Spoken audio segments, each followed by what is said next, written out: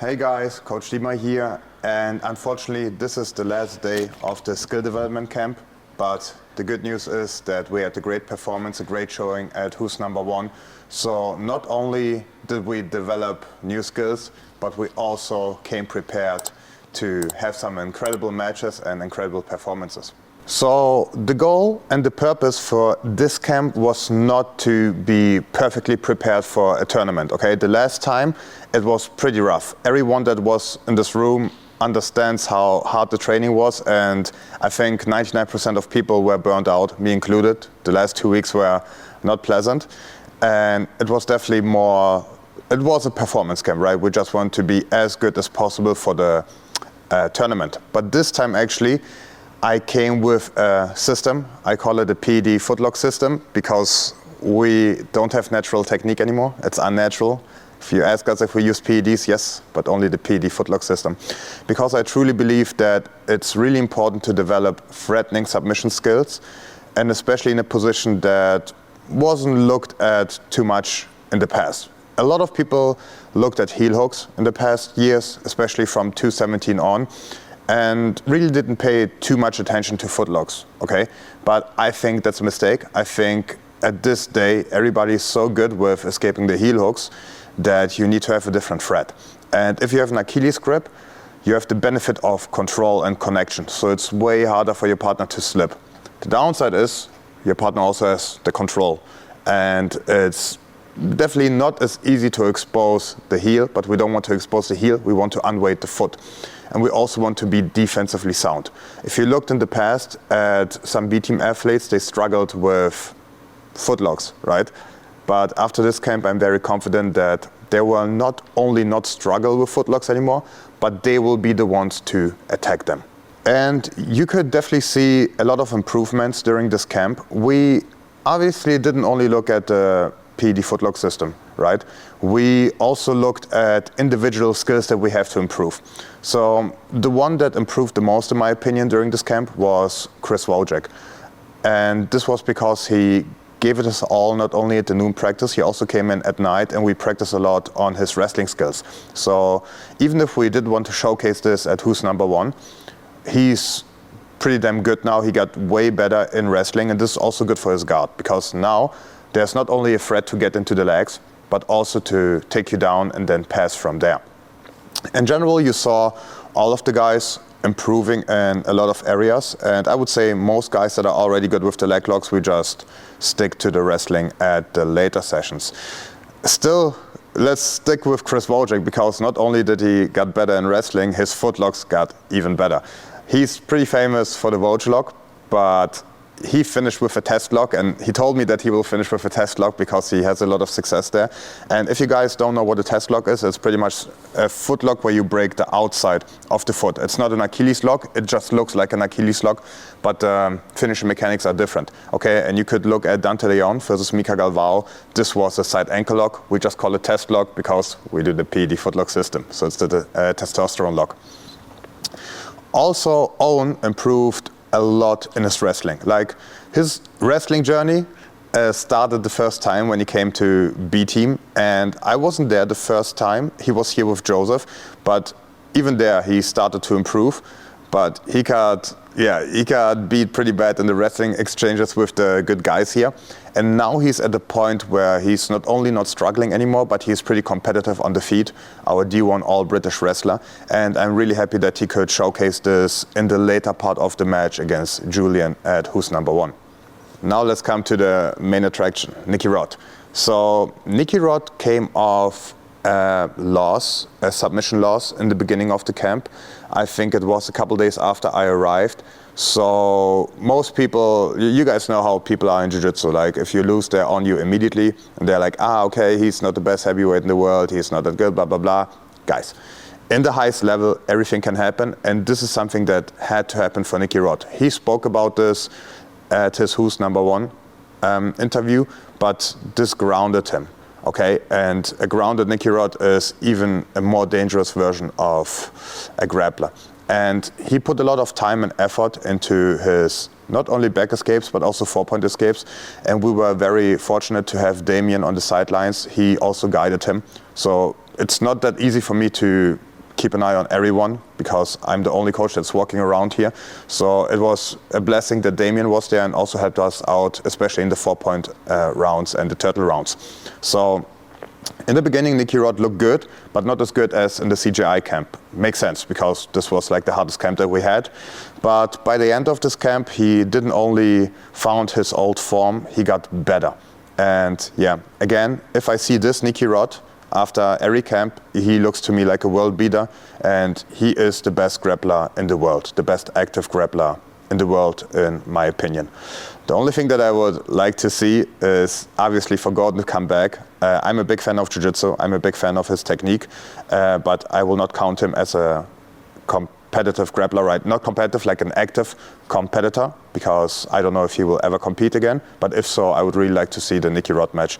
And yeah, from now on, it's pretty much only the top guys, and I really want him to fight Kynan, maybe, not Kynan, Luke, for the title. This makes sense.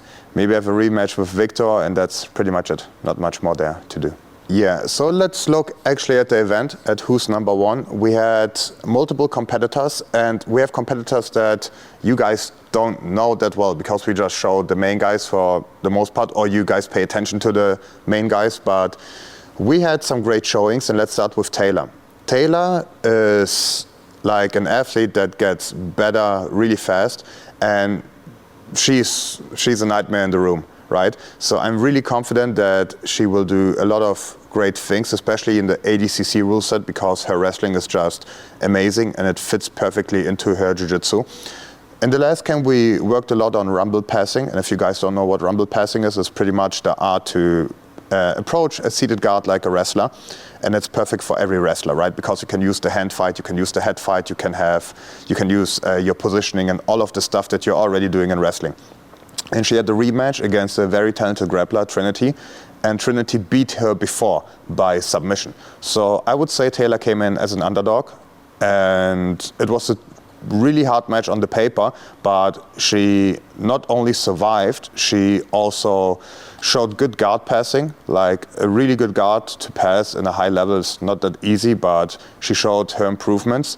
And especially with the Owen Jones passing, if you guys don't know what it is, just look at all of the athletes on the card. It's where you grab the quad and you try to grab the lat. Like Owen Jones were kind enough to show this to everyone, and I think he's also pretty underrated in his passing. So this was a great performance, and she got the W. Then after this, we had J-Dog with a pretty good performance up until it wasn't a good performance anymore. He got caught by Ben Eddy, can happen to everyone. And yeah, unfortunately he got subbed, but up until then he also passed the guard of Ben Eddy, also with the Owen Jones passing.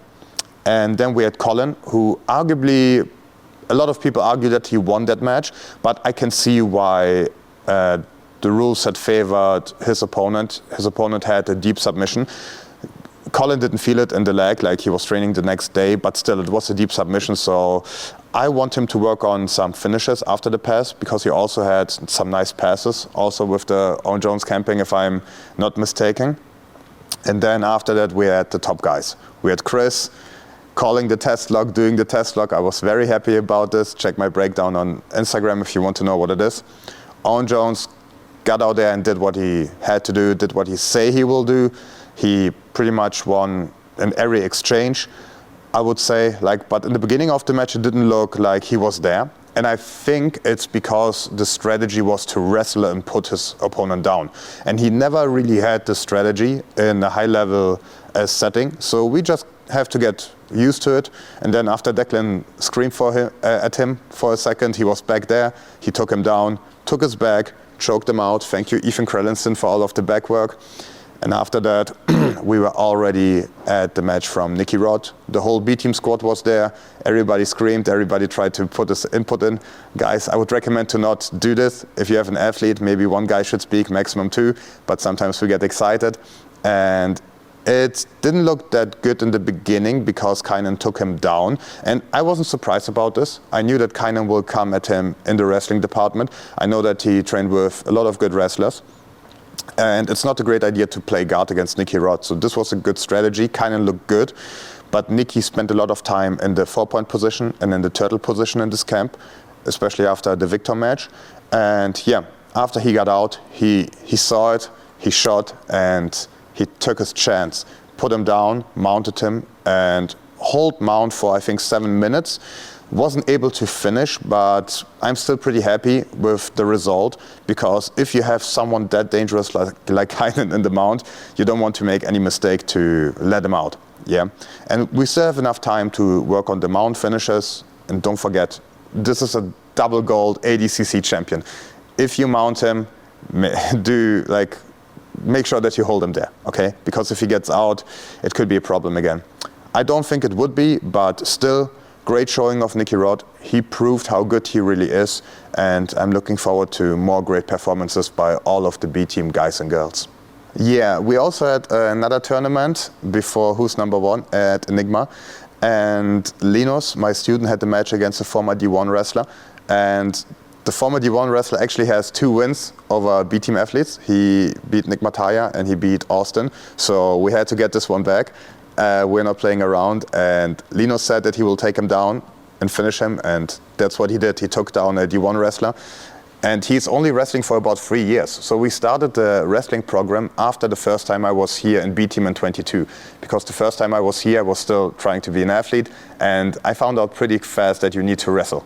So that's where we developed a wrestling program for jiu-jitsu, started with wrestling, and he started to go also twice a week to a wrestling club, trying out the things that we are practicing. So it's really impressive.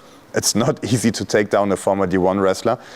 And yeah, I'm really impressed by Lenos, and I think he will do big things in the future. Also, Daiki had a clinic, a passing clinic, going left to right, camping left to right. I think it was like 20 passes, something like this. And I asked Daiki, could you show me what you do? And he's like, no, I'm just doing what you and Joseph do. No, we are doing what you do. So if you want to see crazy camping, look at Daiki. Like, best camping that I ever saw, left to right. And even though he's not weighing that much, if you play supine guard against him, it will be a nightmare. I can assure you that. And also we have our peak athlete, Nick Mataya. He won the Enigma tournament, won the 1K pretty dominantly. And yeah, he also has a big future ahead of him. I think you guys know who Nick Mataya is by now. He just still doesn't compete as good as he's in the room, but we are getting there, and I'm pretty confident that he will win trials one day. I would be shocked if he wouldn't be. We shouldn't look at tournaments and results, but again, I would be shocked if he wouldn't win trials at one point of his career. So the skill development camp is over, and it was really important that we did the skill development before the actual CGI2 camp.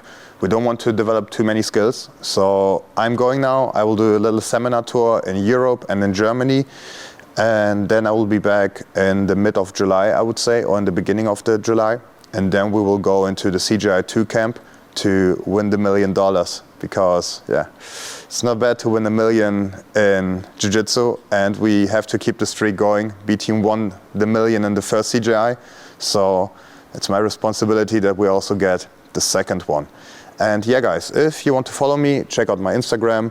I think you guys find it if you just type Dima, D-I-M-A, and BJJ behind this. If you guys want me to be in your gym to do a seminar, write me. I'm booked out for this year mainly, but maybe we can organize something, so don't be shy. And yeah, I hope to see you soon. And one more thing, don't forget to subscribe to my Patreon, because I have this whole B-team camp, all the techniques, all the PED footlock system, and also the wrestling sessions at night on my Patreon. So you can just sign up and check all of the videos. I have over 100 videos there. So yeah, I hope you enjoyed the content from me and the boys, from the whole camp, and we will be back soon. So can't wait to see you. Like and subscribe if you want to see more of us, or whatever you want to see, just comment so we can do what you guys want to see. We are here for you, and yeah, see you soon.